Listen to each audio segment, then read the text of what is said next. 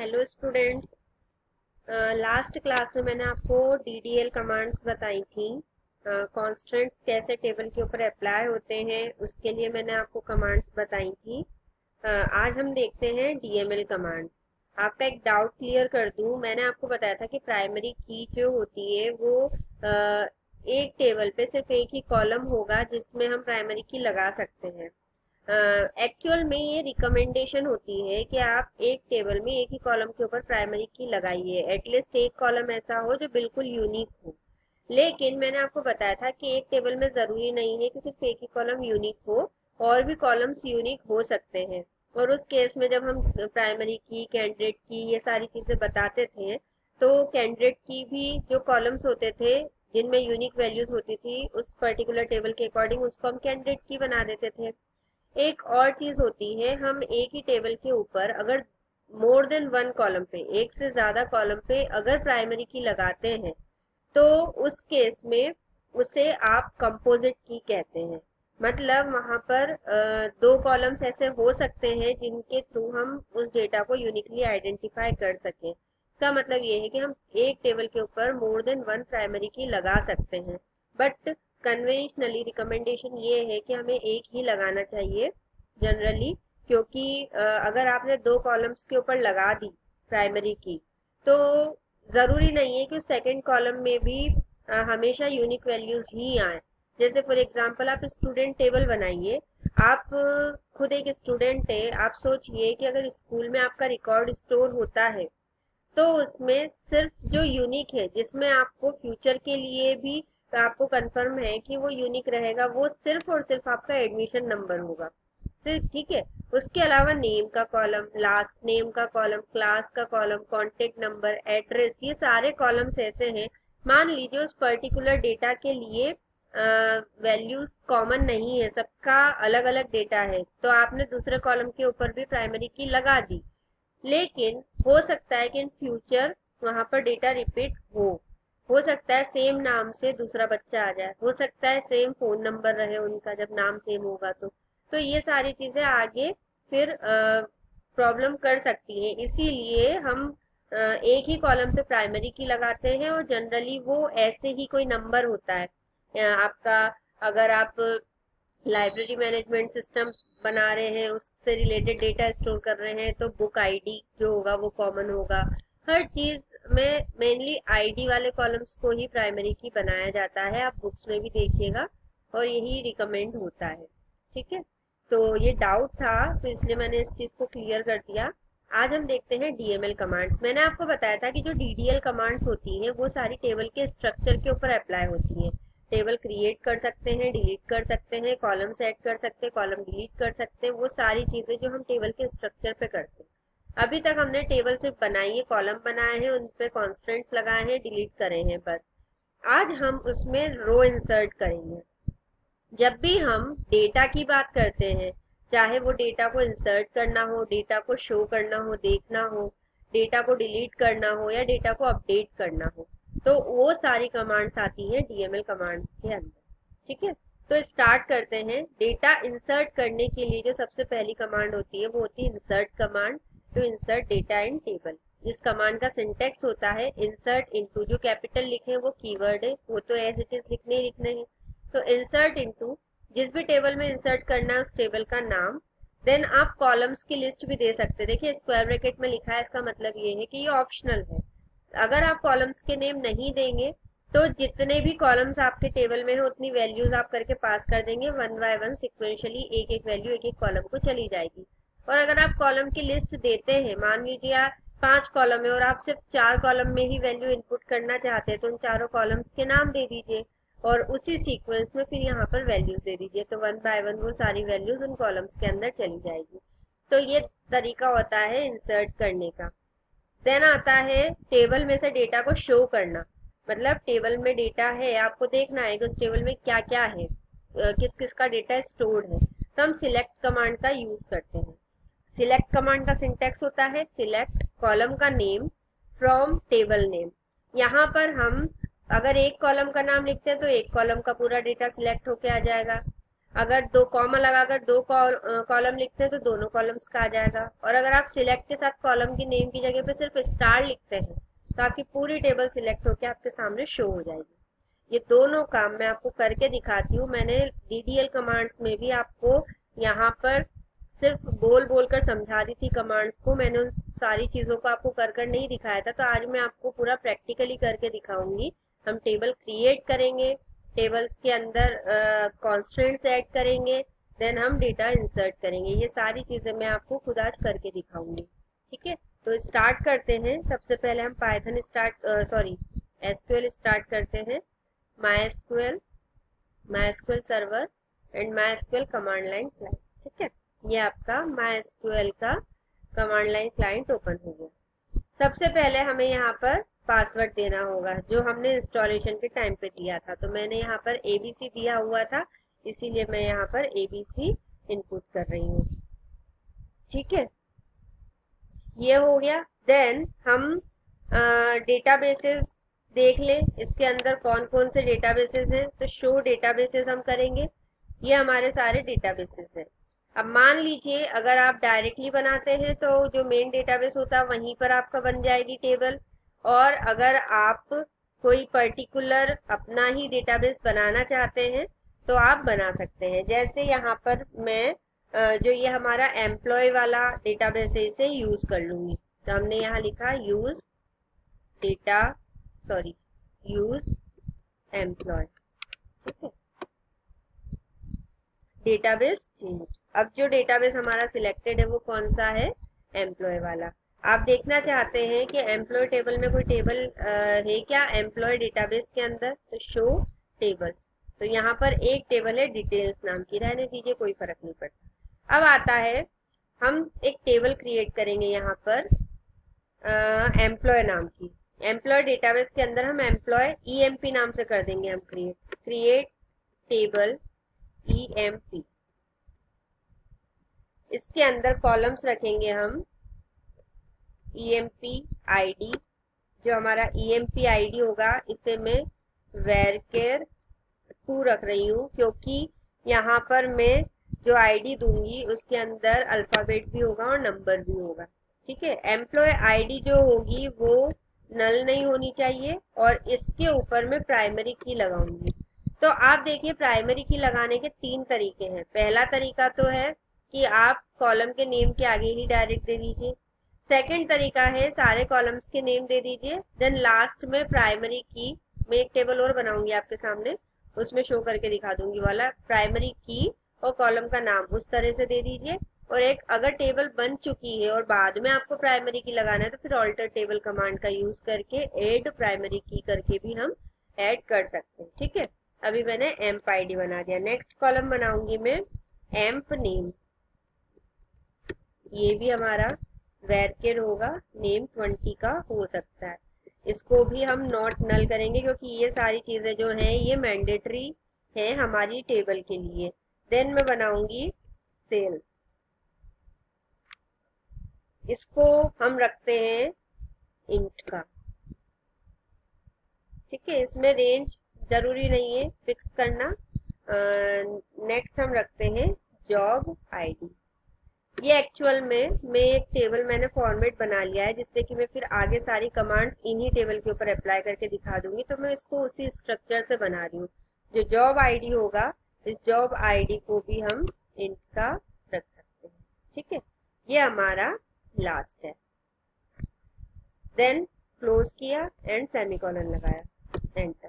Query okay, मतलब हमारी ये टेबल बन गई है। ठीक है, यहाँ पर मैं एक टेबल और बनाऊंगी क्योंकि मुझे फॉरेन की का कंसेप्ट भी आपको समझाना है इसके लिए।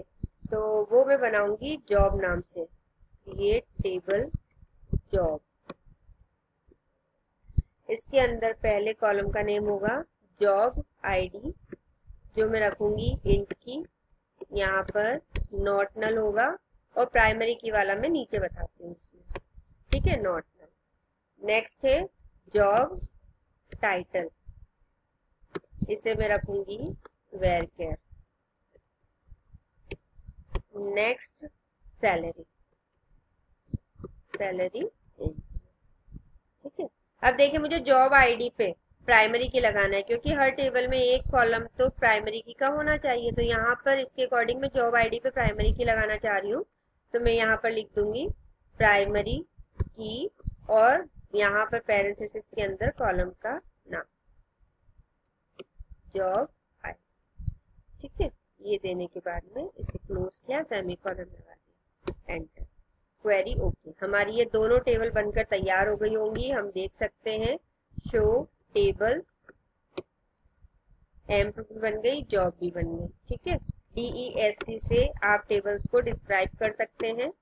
ये टेबल आपकी आ गई, हमारे फर्स्ट कॉलम पे प्राइमरी की लग रहा है, ऐसे ही यहाँ पर जॉब वाली टेबल में भी फर्स्ट कॉलम पे प्राइमरी की लग रहा है। ठीक है, ये हमारी टेबल्स हो गई। इन्हीं टेबल्स के अंदर आप यूनिक भी लगा सकते हैं, आप डिफॉल्ट भी लगा सकते हैं, आप चेक भी लगा सकते हैं। सिंपल होता है क्रिएट करते वक्त, जब आप क्रिएट करेंगे तो यहीं पर आगे आप अगर आप रखना चाहते हैं, जैसे कि मान के चलिए मैं जॉब टाइटल में नल वैल्यू अगर मुझे नहीं देना है तो डिफॉल्ट आगे लिखकर और कोई वैल्यू दे दूंगी, तो जब कोई वैल्यू इनपुट नहीं होगी तो डिफॉल्ट वैल्यू असाइन हो जाएगी। ठीक है, इन चीजों को आप करके देखिएगा। अब हमारी दो टेबल बनकर तैयार हो गई है।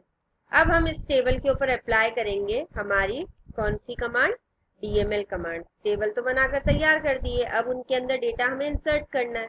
तो इंसर्ट करने की कमांड मैं आपको बता चुकी हूँ, इंसर्ट इनटू टेबल का नाम एंड वैल्यूज और उन वैल्यूज को। तो अब इंसर्ट करते हैं हम टेबल के अंदर डेटा। डेटा इंसर्ट करने से पहले मैं फॉरेन की लगाना और बता देती हूँ दोनों टेबल पे। एक्चुअली फॉरेन की से हमारा डेटा जो है वो एक्यूरेट भी रहता है। जैसे मान लो ये हमारी जो हमने दो टेबल्स बनाई है यहाँ पर, इन दोनों टेबल के अंदर आप देखो एक कॉलम का नेम है जो सेम है, यहाँ पर जॉब आईडी है और यहाँ भी जॉब आईडी है। मतलब अगर हमें किसी एम्प्लॉय की सैलरी देखनी है तो हमें उसकी जॉब आईडी पता होनी चाहिए। ठीक है, उस जॉब आईडी के थ्रू ही तो हम सैलरी देखेंगे।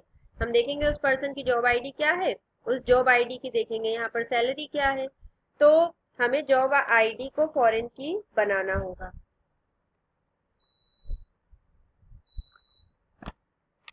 फॉरेन की हम डायरेक्टली टेबल बनाते वक्त भी बना सकते हैं और बाद में ही बना सकते हैं। ऑल्टर कमांड से हम लिखेंगे ऑल्टर टेबल,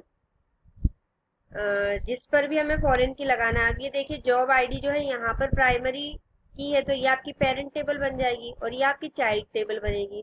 तो चाइल्ड टेबल वाले जो कॉलम में है उसमें हम प्राइमरी की को सॉरी फॉरेन की को ऐड करेंगे। ऑल्टर टेबल, टेबल का नाम EMP, ऐड फॉरेन की, जिस कॉलम पे ऐड करना है उस कॉलम का नाम हमें ऐड करना है जॉब आईडी पर, रेफरेंसेस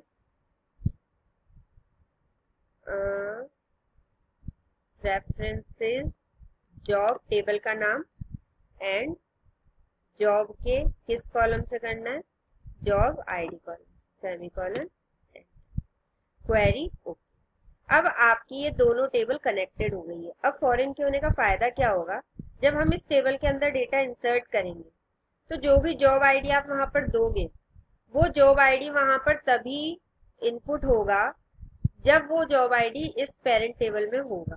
अगर वो जॉब आईडी आपकी इस टेबल में चाइल्ड टेबल में नहीं हुई, सॉरी पेरेंट टेबल में नहीं हुई, तो वो चाइल्ड में भी उस जॉब आईडी को वहां पर बनने नहीं देगा। ठीक है, तो अब इसके अकॉर्डिंग पहले हमें डेटा इंसर्ट करना पड़ेगा किस टेबल में, जॉब टेबल में। तो हम जॉब टेबल में डेटा इंसर्ट करते हैं। इंसर्ट करने के लिए DML कमांड का यूज करते हैं, वो होती है इंसर्ट इनटू टेबल का नाम जॉब है, इंसर्ट इनटू टेबल का नाम है जॉब। जब हमें सारे कॉलम्स में करना है तो आपको जॉब के साथ में कॉलम्स का नाम देने की जरूरत नहीं है, और अगर आपको स्पेसिफाइड एक या दो कॉलम में ही वैल्यू इनपुट करना है तो आप यहाँ पर कॉलम के नेम देके भी वैल्यू दे सकते हैं। अभी फिलहाल मुझे तीनों में करना है इसलिए मैं कोई यहाँ पर कॉलम के नेम नहीं दे रही। तो इंसर्ट इनटू जॉब, टेबल का नाम हो गया वैल्यूज, और यहाँ पर हम सारी वैल्यूज पास कर देंगे तीनों कॉलम्स के लिए। वैल्यूज हम पास करेंगे यहाँ 101,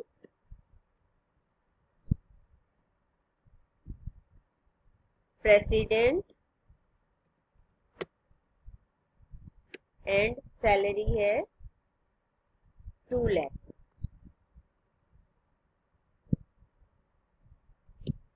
ठीक है, and semicolon and query okay 1 row affected. आप देखिए इस टेबल के अंदर ये एक डेटा स्टोर हो गया। हम चेक करना चाहते हैं कि डेटा स्टोर हुआ है कि नहीं। किसी टेबल के डेटा को देखने के लिए जो कमांड होती है आपकी second command DML command select. Select से आप टेबल के डेटा को सिलेक्ट कर सकते हैं। अगर उसके टेबल में डेटा हुआ तो वो आपके सामने शो हो जाएगा।